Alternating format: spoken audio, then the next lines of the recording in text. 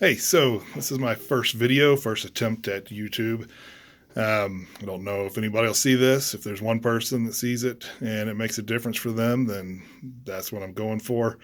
I just want to let everybody know that I'm very excited. Day before yesterday, I got the news from my insurance that I've been cleared for gastric sleeve surgery. Um, and first, I want to send out a shout out. When I first started looking into this,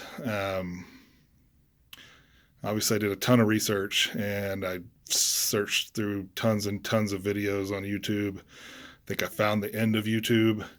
Um, but initially, I found a couple of guys, Fighting 400 and Scott Farkas, that were both instrumental in helping me make my decision. And I really identified, in particular, with Fighting 400, and just the way he talked and his reasons for doing this, and everything that went into it. I just really identified with him, and I thank him a lot. Also, Scott Weston, Ryan's Journey, and VSG that's DEE.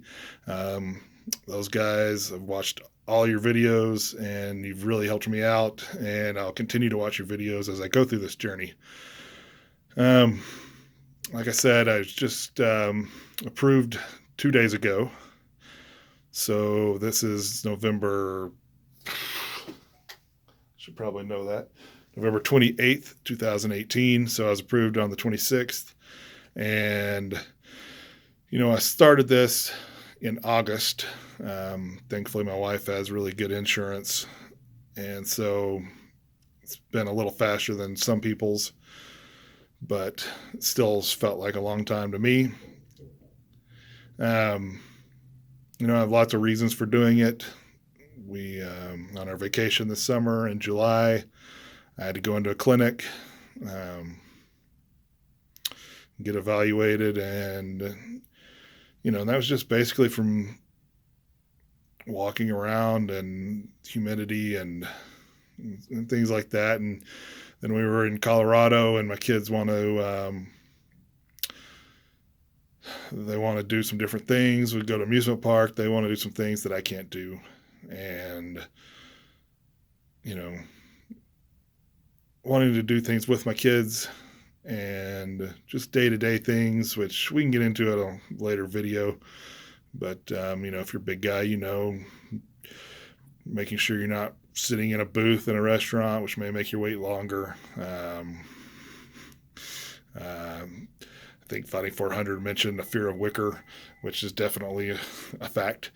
Uh, um, flying, I can't fly anywhere pretty much. Don't want to mess with it.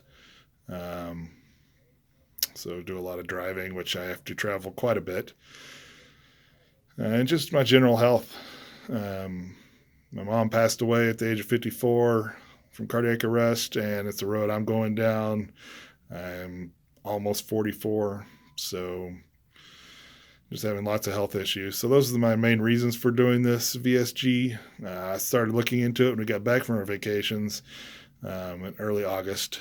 And I'll start off by saying I have a real fear of needles. So I wasn't really looking into anything too invasive. I looked at the different options out there: lap band, gastric bypass, the balloon insertion thing, and whatnot. And really, I went into it thinking the balloon thing sounded the best because it was the least invasive. But then I stumbled upon these videos about gastric sleeve, which I had never heard of, and I started doing research, and I quickly decided that this looked like something I wanted to look into.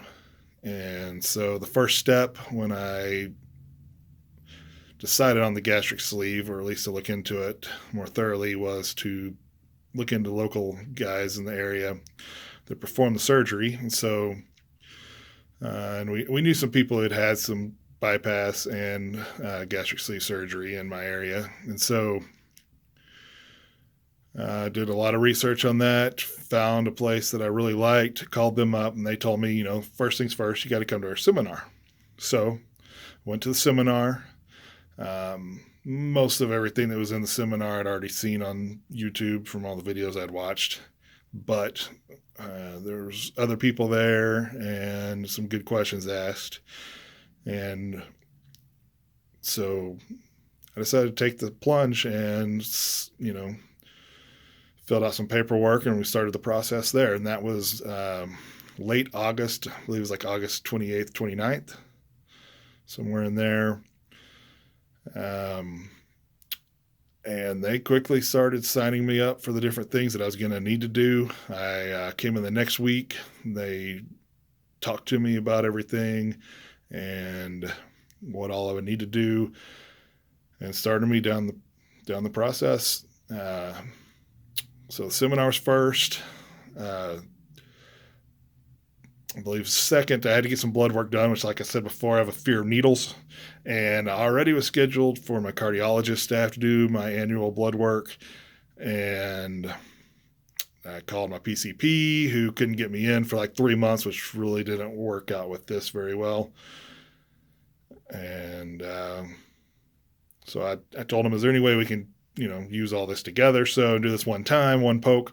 So went to the cardiologist, got my blood work done, had all that lab work done, and sent to my gastric sleeve surgeon. And so that was all good. Another step you have to do is a sleep apnea test. I've had a couple of those. I had one where I did it inside their clinic years ago. Not super fun, being hooked up to tons of wires while somebody watches you. It's not easy. They try to make it as nice as possible, but it still sucks. So I'd done that. Then a couple of years later, got my tonsils and adenoids removed. So I had to get another sleep apnea test, which I did the in-home version. Not sure if it's as good, but I did that because I didn't want to go do the other thing again. And so I've already done the sleep apnea test, but that is something you have to do if you haven't, which you probably have not. Although if you're a big guy like me and you're watching this, there's a good chance you have done it because you probably have sleep apnea like me. But that is something you have to do. You got to visit a nutritionist. They set up that appointment. So I went and talked to a dietitian, nutritionist at the hospital, had a nice little visit. EGD, you have to have an EGD. Not fun because, again, I got to get poked, had an IV, which did not go super well. Blew out vein, et cetera, et cetera. Managed not to pass out, so that was good. Did that. It's actually over before I knew it. And I mean, the longest part of that was waiting for them actually to take you back. And they basically were checking to make sure you didn't have any hernias, or H. pylori. So they did do a little biopsy, came back negative. So that was all good. I did have a slight hernia, but they said it's nothing that should concern them when they get in and actually do this procedure. They'll take care of it if it needs to be taken care of. So no big deal. But if you did have a problem, you'd have to get it cleared up before you can go on down this road. Next, the real fun one, you get to go see a psychiatrist. So I went in on a Monday morning to a psychiatrist, and obviously that was their day to have all of us big people get evaluated. Filled out a couple of sheets, took it back. Every time I take back a sheet, they would send me with another sheet. Quickly realized that there was a ginormous stack of papers that I was having to fill out. Pretty repetitive, just asked and phrased in different ways to make sure you're answering truthfully. And basically to make sure you don't have a food addiction, which, I mean, if we're here, we probably have some sort of food addiction or problem. And see your commitment level. Make sure you're not, depressed, things like that might need to be looked into. So I somehow managed to pass all that with flying colors. Woo! Then let's see. 3 months, I had to be evaluated for 3 months of weight loss, which I know that's good. Some insurances are 6 months, some even a year. Sorry for you people that have that. Fortunately for me, it was 3 months, which was really 2 months because I went in on August 29th and they quickly had me do a weigh-in there, then September, then October. So there's 3 weigh-ins, but it's really only 2 months. I lost 20 pounds over those 2/3 months evaluation. So I'd fulfilled all my obligations. They then sent that in to insurance. That's what seemed to take forever. They kind of told me that maybe it'd be 7 days and they hear back and they get me in to have the procedure done, and probably 2 weeks after liquid diets. And, you know, that was the most stressful time. As I called the insurance myself, talked to somebody there. They wouldn't give me any information. They told me it's being evaluated, but I should hear something new. And they do it all by snail mail. So that was awesome. The cool thing is my family and I decided to have an early Thanksgiving because we knew this was going to be around Thanksgiving, Christmas, holiday times, and mess with all that. So we did an early Thanksgiving at the end of October, and that was pretty cool.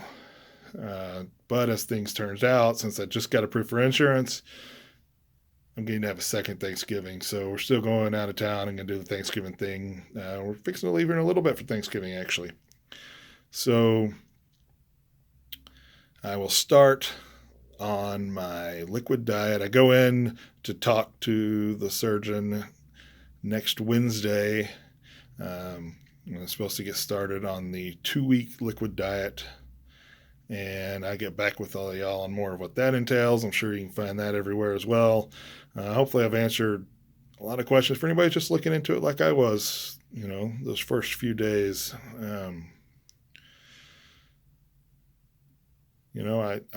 I know it's going to be a great thing. This is a great tool.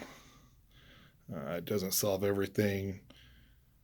You still got to get over, it's not the stomach hungers. You're going to have to get over your brain hunger.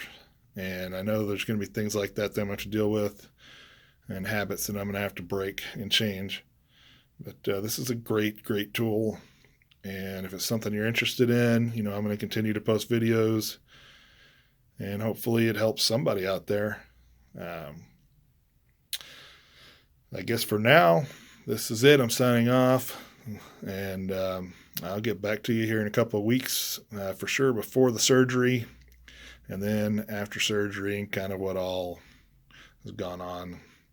So thank you for anybody who's watched. And again, thank you to the people I mentioned earlier in the video: Fighting 400, Scott Weston, Ryan's Journey, Scott Farkas, VSGD, and that's VSG and then DEE. You guys have been awesome and instrumental in this for me. So hopefully I can help pass that along to somebody else now. Thanks.